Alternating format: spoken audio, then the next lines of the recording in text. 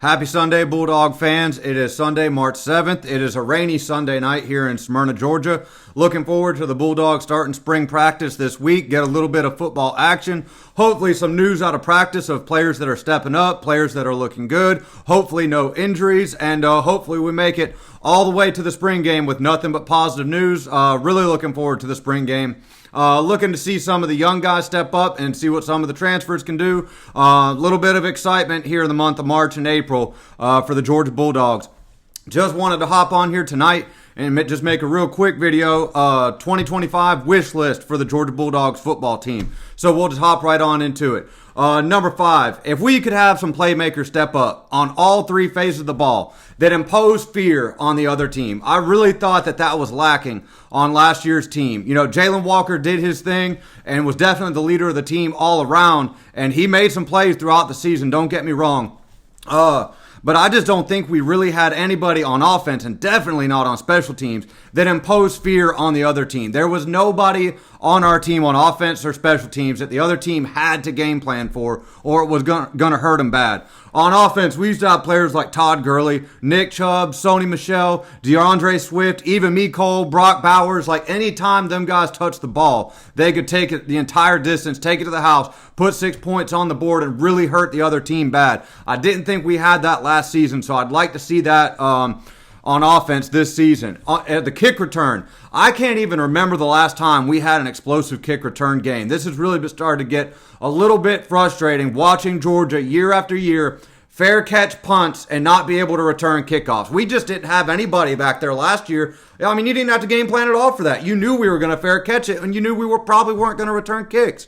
So I'd really like to see that get cleaned up. And then on defense, if we could have some game wreckers step up, some guys on the interior defensive line or some linebackers, somebody that the offense is scared of, somebody the offense has got to game plan for, somebody that can come in there, wreck the game, stuff the run up the middle, force sacks, hard hits, forcing fumbles, just some kind of excitement and a dominant player on those, one on all three phases of the game, honestly. I know that's a lofty wish, but I would love to see that this season. A little bit more excitement from star players on Georgia's team this season. And it's going to be it's a mystery right now. Some of these young guys or some of these transfers are going to have to step up and fill that role. All right, moving into number 4. Number 4 on the wish list, multiple 200-plus yard rushing games and 1,000-yard running back.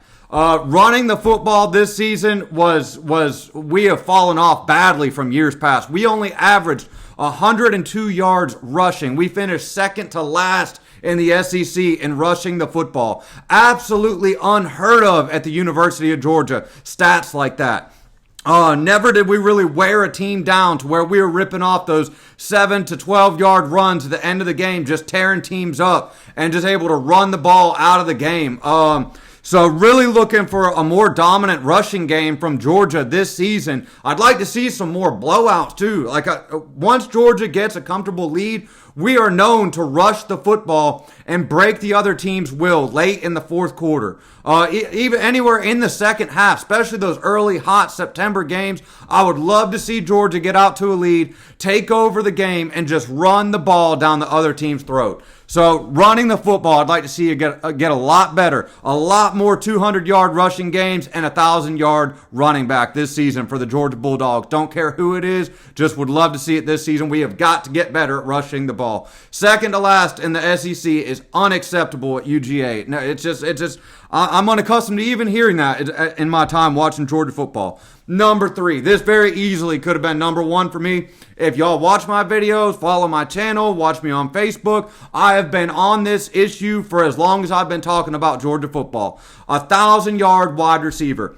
This thing at Georgia has gone on for long enough. We have only had 1,000-yard wide receiver in Georgia history in Terrence Edwards. And it's got to change. Like, how long is this going to go on for? Like, the fact that we haven't had a 1,000-yard wide receiver since 2002, especially when all the rules benefit the offense, is just, it blows my mind. I can't even wrap my mind around it.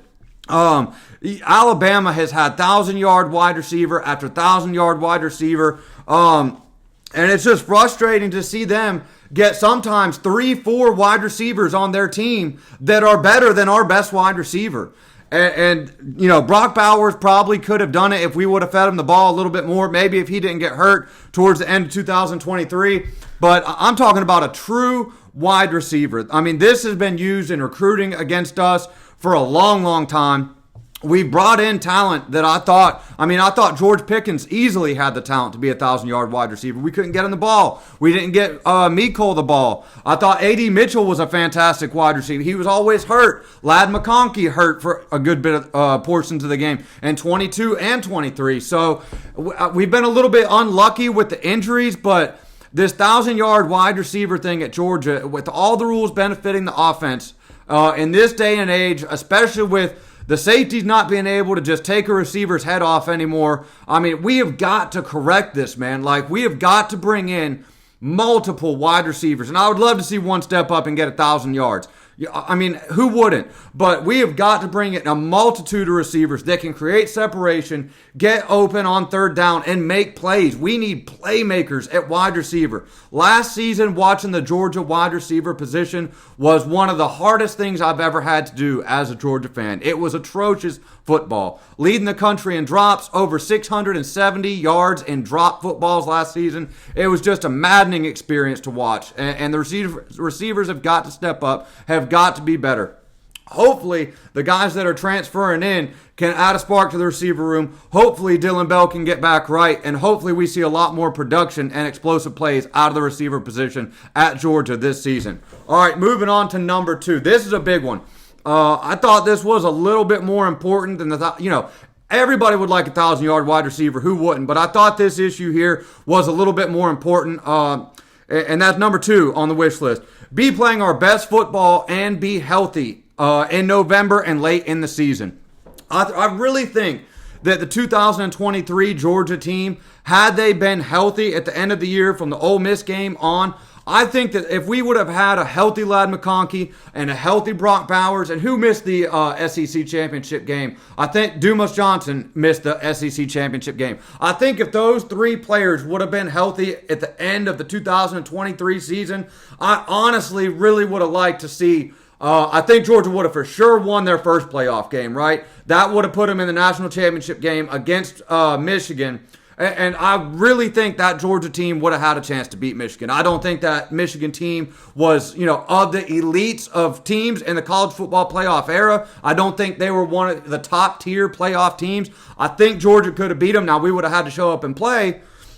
But I'm just saying, health really played a factor in the end of that 2023 season. Injuries happen. This is a wish list. I'm wishful that Georgia's going to be healthy and playing their best football in November with an explosive offense, a defense that's making plays, forcing turnovers. I really just want to see us firing on all cylinders and have everything cleaned up once we get into November. If Georgia does that, I like Georgia's chances. I like our coaching staff, especially on the defensive side of the ball. Mike Bobo, Stacy Searles, and the wide receivers coach, they've got some stuff to prove this season. I'm hopeful that they can do it, and for everybody screaming for Mike Bobo's head, if the offense don't improve this season, all them guys are going to be gone, so we won't have to worry about it. All right, number 1 on the 2025 wish list, and this was by far and away my number 1 issue. Number 1 on the wish list is to beat Alabama. This has gone on for long enough with the Georgia-Alabama. It's not even really a rivalry at this point. It's just Alabama is dominating Georgia. They're 9 out of the last 10. Kirby Smart is 1-6 against Alabama. And looking back and rewatching a lot of those games multiple times, you cannot tell me that Georgia did not have a more talented roster than Alabama in at least half of those games. And Georgia has found a way to lose in stunning fashion over and over again to these guys. Last year, going into Bryant-Denny, I thought that Georgia had the better roster. I thought we had more momentum than Alabama. And we go in there and we get down 28-0. Absolutely maddening. Now, Georgia fights their way back and ends up making a football game of it. But I'm of the opinion I was at the game. I have no idea why Alabama changed their whole entire game plan on defense and then never adjusted again. They just let us throw the ball all over the place on offense, and Georgia was able to get back into the game. And then we give up a big play to Ryan Williams, and Bama, goes back up, Carson Beck throws an interception in the end zone. Just a disastrous performance. Some people, they take the moral victory and said, oh, well, Georgia fought back and made it a game. Bro, I'm not cool anymore with the moral victories. All right, you got to find a way to beat these guys. You have got to at least win a third of these games against Alabama. You don't got to beat them all the time. You probably ain't going to beat them half the time, but you have got to start beating them more times than 1 out of 10. 1 out of 10 ain't good enough. So this has really gone on for a long time, and so many of these games have been heartbreaking games. The 2012 SEC Championship was a heartbreaking game where Georgia had the lead. The 2017 National Championship, played at the beginning of 2018, heartbreaking game. Georgia had the lead, was dominating at halftime. We all know what happened there. And then the reversal happens in 2018. Jalen Hurts comes in and passes the ball on our defense, leads Alabama to a victory there in the SEC Championship game. And you can just go on and on, man. These games are just... like, when does it end? When does this end for Georgia losing to Alabama in 2021? Perfect example. Georgia had by far and away a superior roster to Alabama. Was playing an incredible season, thumping everybody that they played, looking good doing it. Georgia was clearly the number one team in the country in the 2021 season. We go into the SEC Championship game and Alabama boat races us, blows us out. And Georgia makes that right a couple of weeks later, beating them for the national championship game. But then you look at it and you say to yourself, probably the best Georgia, a lot of people say that 2021 team, the best team in Georgia Bulldogs football history. You still went 1-1 with Bama. So your best team ever still split with Bama. And this has just got to stop, man. This has got to stop. I would love to see Georgia turn this around like we did with Florida. Florida was getting the better of us for the better part of 20 years. And we've been able to turn that around. It's been 1,000-something days since Georgia's lost to Florida now. I mean, Dog Nation updates that every episode on the Gator Hater Countdown. I would love to see Georgia be able to turn the tide of this rivalry and start beating Alabama at least half of the time. But Alabama's got a really good program. Alabama traditionally a better program than Georgia. They just have been. I hate to admit that, but it's just facts. They've dominated the series. They've got by far and away more accomplishments, and they have had our number as far back as I can remember. So Georgia's got to turn the tide in this rivalry. Start with winning a third of them, and then try and get to 50% against them. Then try and have a good winning percentage in the series. Kirby Smart down bad to him though. 1-6. As good as Kirby Smart has been, he's 1-6 against Alabama.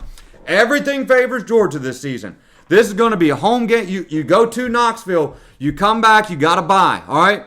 Then Alabama comes into Sanford Stadium. I've heard that more than likely it's going to be a night game. So Alabama comes here. We play in front of a friendly crowd in a night game. All of our quarterbacks, cornerbacks, all the young guys that aren't going to have a lot of experience, it'll be their fourth game. They will have some SEC experience going on the road to Tennessee. But this Alabama game is a must-win for Georgia. I put beat Alabama ahead of an SEC championship, ahead of a playoff game. A lot of people are going to disagree with that. But you have got to start turning the tide in this rivalry. You have got to beat Kalen DeBoer and get to be 1-1 against him. This losing to Alabama trend cannot continue. We can't be 1-10. I mean, guys, we've got to win this game against Alabama. So if you go to the game, be loud, be proud. I'm going to tell you, I went to the Alabama game last year when it was in Tuscaloosa.